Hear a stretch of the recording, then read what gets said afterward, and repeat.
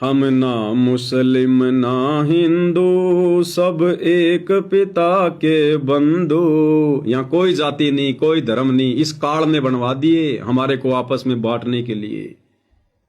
अरे सतयुग में कोई जाति नहीं, कोई धर्म नहीं, त्रेता में कोई जाति नहीं, कोई धर्म नहीं, द्वापर में कोई जाति नहीं, कोई धर्म नहीं। ये पिछले 5000 वर्षों से जातियां बन गई, धर्म बन गए दुनिया भर के। क्यों? क्योंकि इस कलयुग में उस कबीर परमात्मा ने धनाना गांव में प्रकट होना था हमारे उद्धार के लिए, मोक्ष के लिए। तो उनके आने से पहले पहले इस काल ने जाल फैला दिया जातियों का, धर्मों का, संप्रदायों का। परिवारों को भी आपस में बांट दिया उसने, आधा परिवार शहर में, आधा परिवार गांव में, ताकि आपस में एक दूसरे से मिल ना सके, एक दूसरे के विचारों से हम लोग सहमत ना हो सके, एक दूसरे के दुश्मन बन जाएं। मेरी जाति सर्वश्रेष्ठ, मैं ब्राह्मण, मैं ठाकुर, मैं अहीर, मैं फलाना देना हैं, मैं हिंदू, मैं मुस्लिम, मैं सिख, मैं जैनी।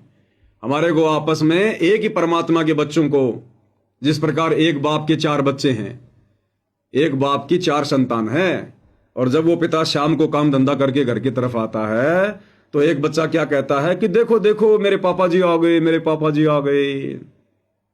दूसरा नादान बच्चा कहता नहीं, वो तो मेरे डैडी है, मेरे डैडी। तीसरा कहता रे तेरा दिमाग खराब है क्या, वो तो मेरे फादर है, मेरे फादर। और चौथा वो कहता रे तुम तीनों है ना मंद बुद्धि हो, वो तो मेरा बाप आ रहा है, मेरा बाप। अब भाई चाहे उसको फादर कह दो, चाहे उसको डैडी कह दो, चाहे बाप कह दो, चाहे उसको पिता कह दो, वो है एक ही उनका। तो हिंदू जिसको भगवान कह रहे हैं, मुसलमान जिसको अल्लाह कह रहे हैं, वाहिगुरु जिसे सिख भाई जिसको वाहिगुरु कह रहे हैं, ईसाई जिसको मसीहा कह रहे हैं, गॉड कह रहे हैं, अरे वो एक ही है भाई, कबीर परमात्मा।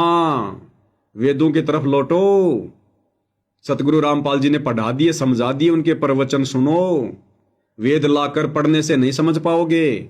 सतगुरु रामपाल जी ने उन्हीं वेदों को जो इन ऋषि महर्षियों ने लिखे हैं, जिनको हम ऑथेंटिक मानते हैं, उन्हीं को पढ़ पढ़ के दिखा दिया, समझा दिया, अपनी तरफ से वेद नहीं लिखे। अब तो सतगुरु रामपाल जी के प्रवचन समझने की जरूरत है, सुनने की जरूरत है, तब हम ये जाति और धर्म के इस षड्यंत्र से बाहर निकल सकते हैं, भक्ति कर सकते हैं। नहीं तो आपस में मरोगे, कटोगे। आने वाले समय में युग परिवर्तन का समय है, ये कोई बचाने वाला नहीं है धरती पर। ये काल का सुनियोजित षड्यंत्र था हमें आपस में बांटने का। तो भाई मुसलमान चाहे मस्जिद में जा जाके चाहे अपना माथा घिस दो, अल्लाह के दर्शन भी नहीं होने वाले। और हिंदू चाहे मंदिर में जा जाके, सिख भाई चाहे गुरुद्वारों में जा जाके कितने पाठ कर लो भाई, और ईसाई भाई चर्चों में जाके कितना ही कुछ कर लो, सो यत्न कर लो, उस मसीहा के तो छाया के दर्शन भी नहीं कर सकते तुम। अगर उसको पूरा का पूरा प्राप्त करना है तो सतगुरु रामपाल जी को सतगुरु धारण करना पड़ेगा। ये स्वयं ही वो अल्लाह है, मसीहा है, वाहिगुरु है, गॉड है, भगवान है। लेकिन ऐसे समझ में नहीं आएगा ये, उसके लिए इनके सत्संग सुनने पड़ेंगे, ज्ञान से परिचित होना पड़ेगा।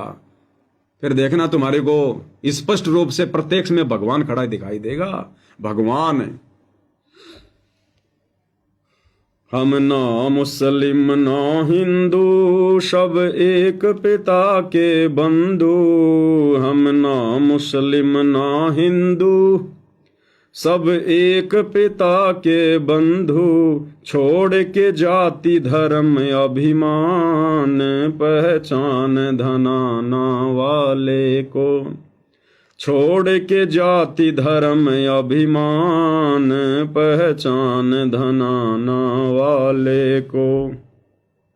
काहे भटक रहा इंसान, पहचान धनाना वाले को। भाई यहाँ चाहे कोई ब्राह्मण हो, चाहे कोई ठाकुर हो, चाहे कोई क्षत्रिय हो, चाहे कोई वैश्य हो, चाहे कोई शूद्र हो, चाहे कोई हिंदू हो, चाहे मुसलमान हो, चाहे देश का राजा हो, चाहे राष्ट्रपति हो, जिसने सतगुरु रामपाल जी को वर्तमान में सतगुरु धारण करके ये सतभक्ति नहीं की, अंत में यम के दूत उसको नंगा करके घसीटते हुए लेकर जाएंगे, घसीटते हुए। दूसरा कोई तरीका नहीं है बचाव का।